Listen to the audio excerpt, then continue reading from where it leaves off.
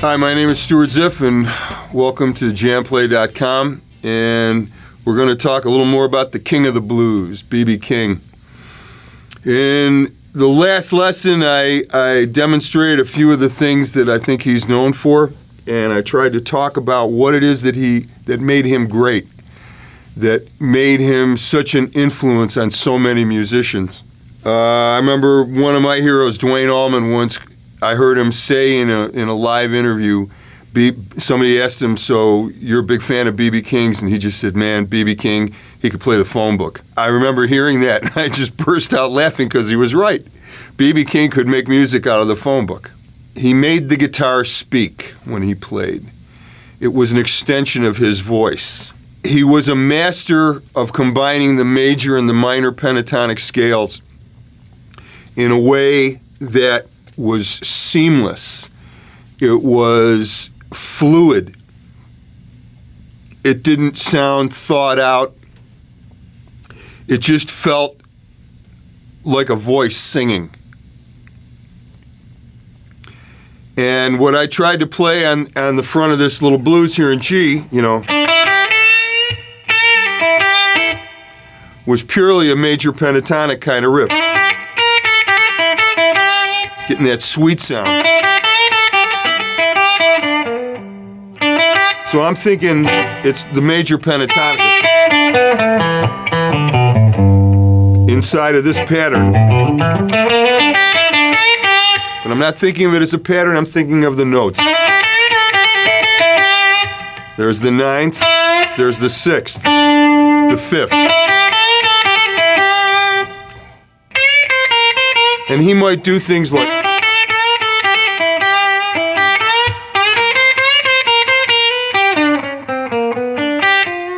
so he's going in and out of the pentatonic with the chord tones at the same time.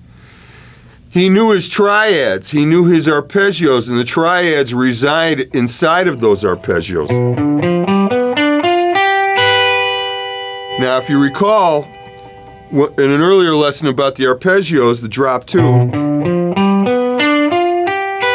that would be a second pattern, or inversion if you want to think of it, of a G7 arpeggio. Well, right there, that's a G7 triad. We've got B, G, and F.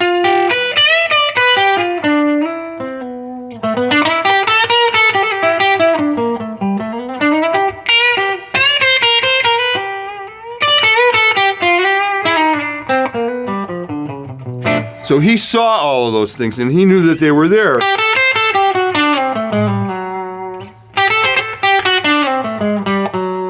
That would be off of a D7 arpeggio.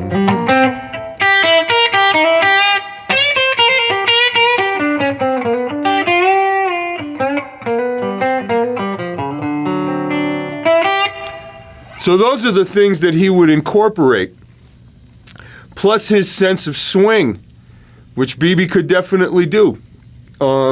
He had listened to a lot of T-Bone Walker. He had listened to Charlie Christian, the great jazz guitar player, who was a very masterful rhythm player. So he understood, he knew that his playing was swinging in a certain way. He might go,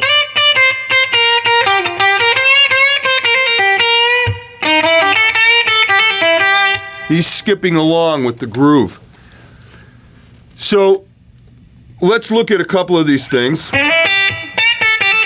Let's take this opening phrase. Very classic B.B. King.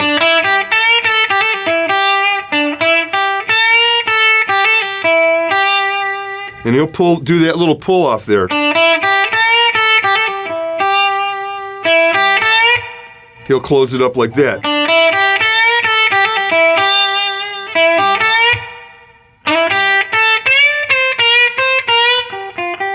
Now right there, he's going from the major to the minor pentatonic sound.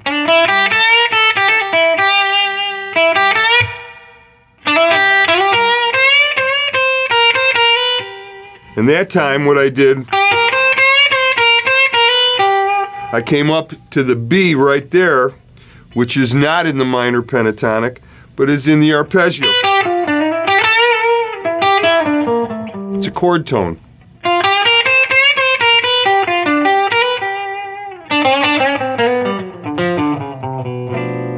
So you get that sweet sound with the little bit of minor, but then he curls it right back around.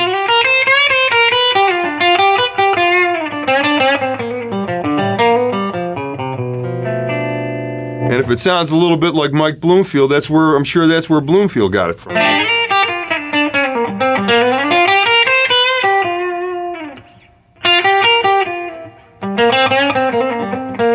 So he was always going in and out of the minor and the major sound, and he managed to do it by bringing a chromatic note in, which was probably a chord tone.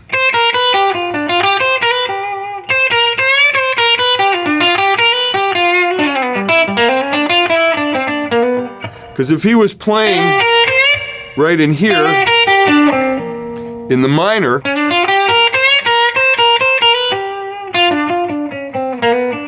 but he didn't want to strictly play minor, he'd go grab that major third, B,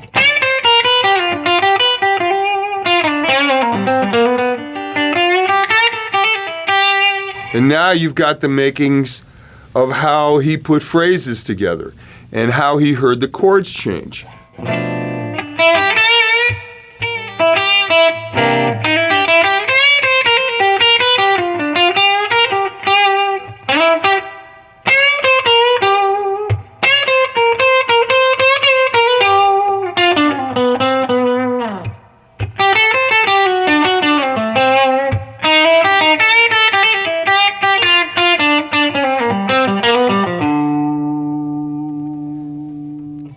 So that's how he was seeing the neck.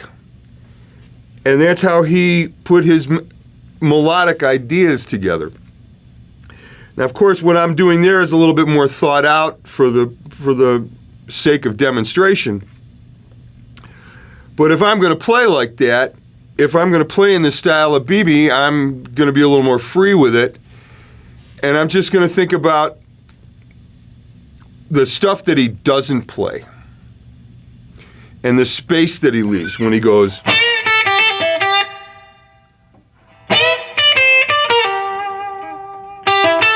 And he holds that note. Well, he's not playing, he's just holding a note. Ends a phrase. Silence. That was definitely part of BB's genius. So I'm going to take all of those things that I just talked about, the major pentatonic phrase, move it up to the minor,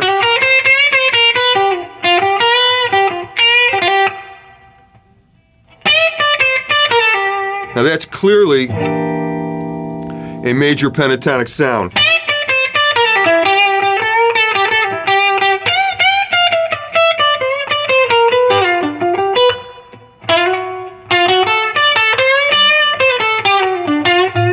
Then I'm definitely going to play something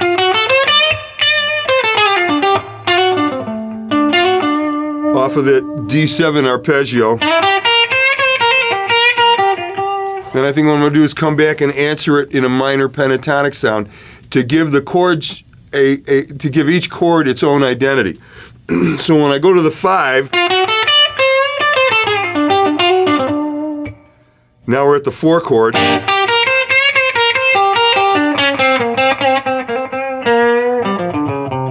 Now we're back at the 1.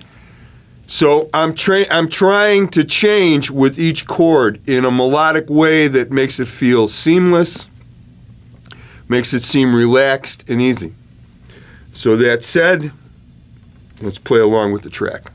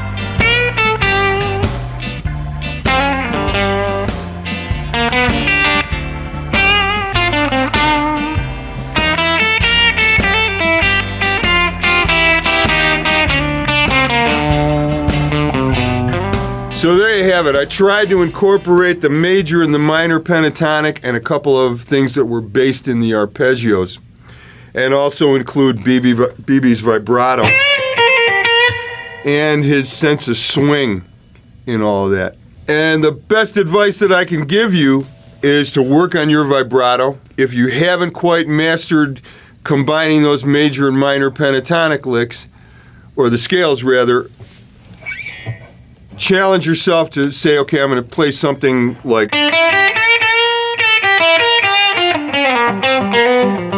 which would be a way to combine both. In other words, start out with the major and end the phrase with the minor, or bring in that major third.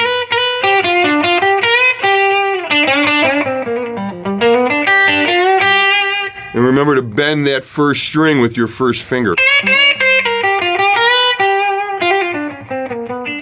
You may wonder why the first finger can only push that string so far.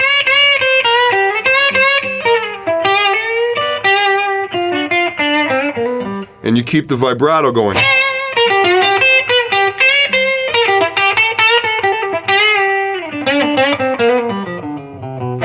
And you get things like that happening.